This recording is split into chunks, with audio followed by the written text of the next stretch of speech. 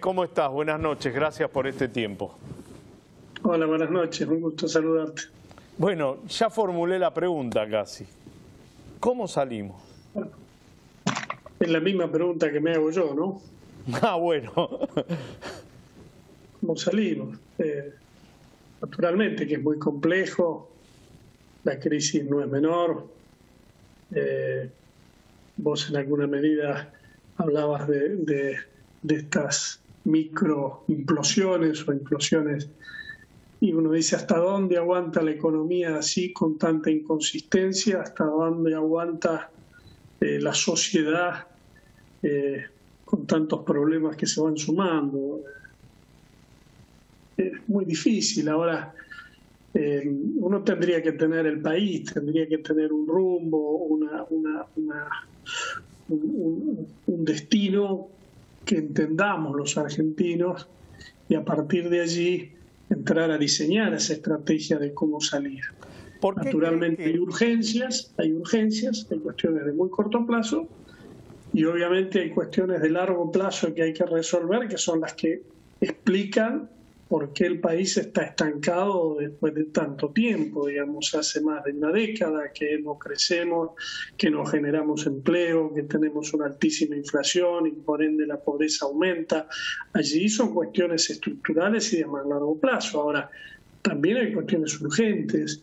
Vos planteabas cuánto puede aguantar esa deuda que se va acumulando, ese pasivo que tiene el Banco Central, que es la famosa bomba de las LELIQ, que se utilizan ¿para qué? Para esterilizar o para sacar del mercado pesos que se emiten por un enorme déficit fiscal financiado con emisión. Bueno, hay que tener un horizonte de largo plazo y un diagnóstico de la urgencia. Este gobierno da la sensación que no tiene ninguna de las dos cosas.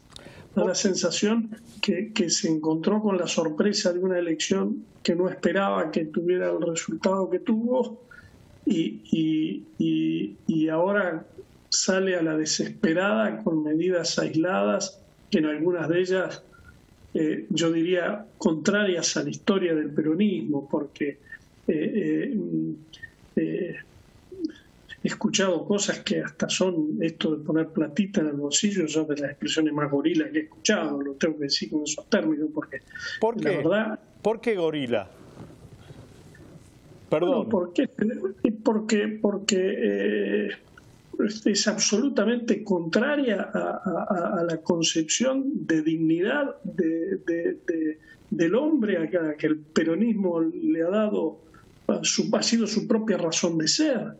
El peronismo nunca, no nació, no llegó a la vida política para ver si le podía dar platita a los que están en condiciones sociales terribles, para ver si con eso consiguen el voto. Vino para transformar esa realidad, para transformarla de fondo, dándole dignidad al hombre a través del trabajo, a través de la posibilidad de ascender socialmente, no de darle platita en una circunstancia muy de necesidad política. Y no es entonces, porque mi repregunta fue también algo capciosa para que vos lo argumentes, ¿no es entonces que estamos viendo la deformación del peronismo? Yo veo eso. Yo no sé si estoy en lo cierto, pero yo veo eso. Yo veo un gobierno que, por ejemplo, se desentiende del problema inflacionario, sabiendo que el problema inflacionario es el que trae los costos más altos para aquellos que no se pueden defender, que son los más postergados, los que menos tienen, los que tienen ingresos fijos. Es un gobierno que no entiende, no defiende. Llamarse progresista y tener el 50% de inflación, llamarse peronista y defender los intereses de los que menos tienen y tener el 50% de inflación, es no entender nada, es no entender las consecuencias que tiene para cada familia, para cada hogar, para aquel que tiene o un plan social porque no tiene trabajo, o porque tiene una changa, o porque tiene un trabajo mal remunerado, porque además casi la mitad de los trabajadores en el sector privado están en la informalidad. Bueno, se ha cambiado el eje de la razón de ser histórica, a mi entender, que ha tenido el peronismo. Entonces sí, probablemente estemos viviendo un proceso de la naturaleza que vos señalás. Vos seguramente en el proceso de la conformación del Frente de Todos empezaste a ver cosas que no te gustaron y dijiste no, hasta acá llegó mi amor, me quedo de este lado, transito, veo. Con la llegada del Frente de Todos al poder y con esta discusión multicausal que tiene el propio espacio, que unos quieren ir para la derecha, el otro quiere doblar a la izquierda, el otro quiere seguir por el medio, el otro quiere salir volando vía helicóptero. ¿Vos escuchaste alguna vez que quieran articular un plan que pueda llegar a ser sustentable, por lo menos en el corto y mediano plazo? No, no lo escuché. Yo creo que el periodo del peronismo conducido por el kirchnerismo tuvo una primera etapa de crecimiento con estabilidad en el gobierno de Néstor Kirchner. Bueno, el kirchnerismo se esfuerza por decir que ese proceso inició en el 2003, el 25 de mayo de 2003. Quienes con objetividad analizan la historia saben que empezó en el gobierno de transición de Duhalde, un año antes, porque allí se sentaron las bases de una nueva organización económica después del estallido de la convertibilidad. Y ya después el primer gobierno, el segundo del kirchnerismo, el primero de Cristina Fernández, la economía siguió creciendo, pero ya apareció el fenómeno de la inflación, que pareciera que al gobierno no le interesó como un problema para resolver. Y ya el segundo gobierno de la señora Cristina Fernández fue estancamiento con la inflación. Y ahora, en el gobierno de Alberto Fernández, prácticamente las medidas tienden a parecerse cada vez más allá de que el contexto cambió, más allá de que yo no minimizo los efectos que sobre la economía y sobre todos nosotros tuvo la pandemia, más allá de todo eso, pero cuando uno mira las medidas que se van tomando, se parecen al segundo gobierno de Cristina Fernández de Kirchner. Por lo tanto, tienden a dar señales que van hacia algo que ya ha fracasado. En principio, Guzmán dijo tener un plan de estabilización, que su programa económico iba a estar en el presupuesto, que había que mirarlo allí. Y la verdad, el primer presupuesto, que es el de este año, el del 2021, porque el anterior no lo elaboró, no hubo presupuesto, hubo prórrogas y bueno, y la pandemia nos había sacudido a todos y tenía cierta lógica que así fuera. Bueno, era un presupuesto que preveía 29% de inflación. Habíamos llegado a julio ya con el 29 y vamos a llegar a fin de año entre 45 y 50, pongámosle el número que quieramos, pero nunca menos de 45 y tampoco más de 50, pero allí estará. Y entonces, ¿cuál es el plan? Planteó un presupuesto que quedó desdibujado absolutamente ya a mitad de año. Entonces no hemos visto señales claras de que el gobierno enfoque, insisto, los principios, tenga un diagnóstico claro de las urgencias,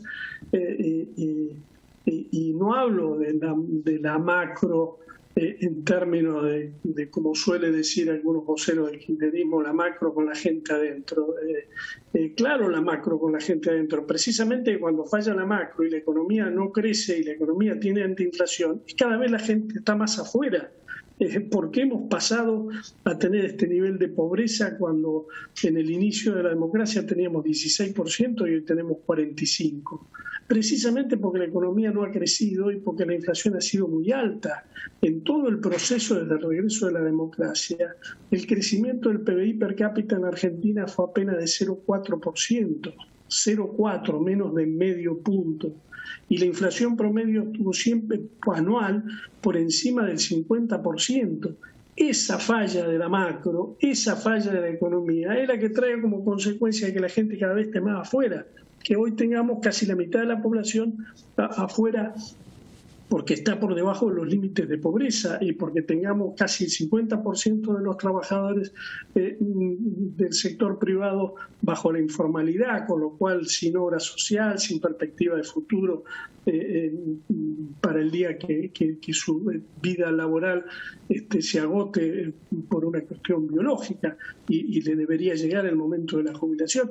Bueno, eso de decir suena bien, la macro con la gente adentro, si no funciona la economía, la gente está cada vez más afuera. Para que la gente esté cada vez más adentro y esté más integrada, además de otras cosas, no solo tiene que crecer la economía y tener estabilidad, esa es una condición necesaria, no es suficiente. Luego, por supuesto, está el sistema educativo, el sistema de salud, el sistema de seguridad, bueno, todas aquellas cosas que hacen también una mejor calidad de vida y que no depende solo del ingreso. Pero en una economía que no crece, en una economía que tiene alta inflación, no hay forma de que la gente esté adentro, la gente está cada vez más afuera y esto es lo que nos está pasando.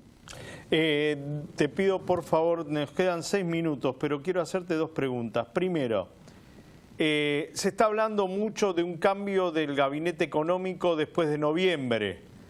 Ahora, ¿es culpa del gabinete económico o es culpa de la política? Porque la política había trazado al principio del 2020 un proyecto que lo rompió el propio Frente de Todos cuando demoró todas las definiciones.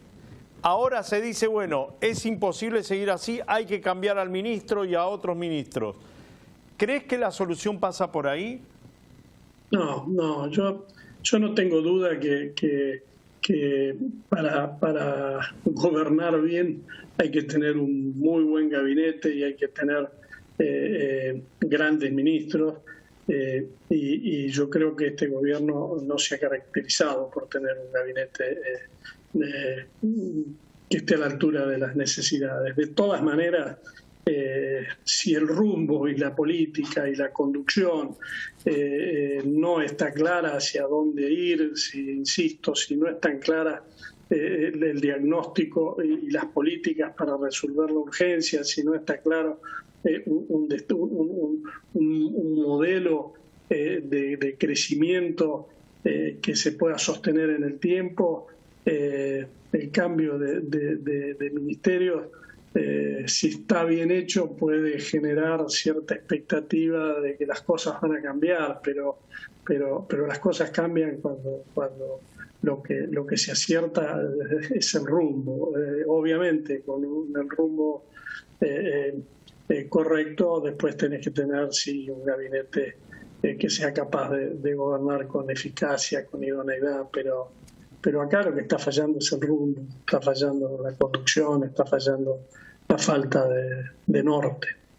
Y la última, ¿crees en qué porcentaje te pondrías vos la necesidad de hacer reformas estructurales que tienen que ver con lo laboral, pero que también tienen que ver con todos los mecanismos que implicarían generar empleo, desde la posibilidad de ingresar y salir divisas hasta planes que mejoren la capacidad competitiva para aquel que va a instalar su primera empresa?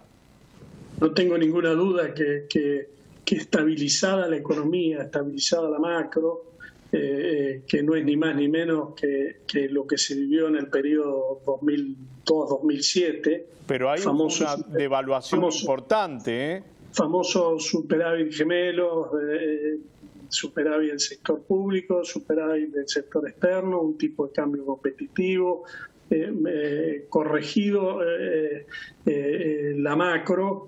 Naturalmente, no tengo duda, hay que hacer reformas estructurales en muchos aspectos, porque, insisto, hoy tenemos una Argentina con la mitad de los argentinos en la informalidad y así no cierra nada. Esto requiere revisar, agregar derechos, pero los derechos de los que más necesitan, no perder tiempo, como decías vos, y no digo que esté mal, lo que no puede ser prioridad los derechos de ciertas minorías, hay que agregar los derechos, hay que pensar en los derechos de las grandes mayorías que están afuera. Por ejemplo, cuando uno habla de que es necesario incluir y formalizar a los trabajadores informales, rápidamente dice, están buscando una reforma laboral para quitarle derechos. No, el desafío es no quitarle ningún derecho a los que los tienen, pero empezar a agregarle a los que no tienen. Y eso hay que abordarlo. Y eso requiere reformas profundas, porque el sistema previsional no cierra si la mitad de los trabajadores no aportan, porque la presión tributaria se vuelve muy elevada si solo hay una parte que tributa y hay una parte que está fuera, y la que está fuera, no toda está fuera porque no quiere pagar impuestos, sino porque no le cierran sus cuentas. Entonces, hay que pensar en estas cosas, y esto sí requiere reformas profundas en materia laboral, en materia impositiva, en materia de precios e ingresos, de una vez por todas, buscar un sendero que tenga coherencia y que permita una redistribución en favor de los que menos tienen. Primero crecer, para poder distribuir mejor. Esto es elemental, pero esto algunos, yo le diría que lean a Perón. Algunos dicen que los ajustes, la búsqueda del equilibrio, la búsqueda de querer vivir por encima de las posibilidades, es de derecha. Bueno, han leído mal, pero hasta han leído mal la historia de corto plazo. Porque entonces Kirchner fue un derechista porque pensaba en los superávit, y Macri fue un hombre de izquierda porque lo único que tuvo fue déficit. Seamos serios en Jorge, los eslogan no resuelven los problemas. Te mando un gran abrazo y espero poder dártelo personalmente algún día, en algún momento. Gracias. Nos lo hemos prometido. Nos ha demorado esta forma de vida que nos impuso esta pandemia, pero ya nos vamos a dar ese abrazo. Abrazo grande y gracias. Gracias por tu tiempo. Jorge Zarghini, diputado nacional.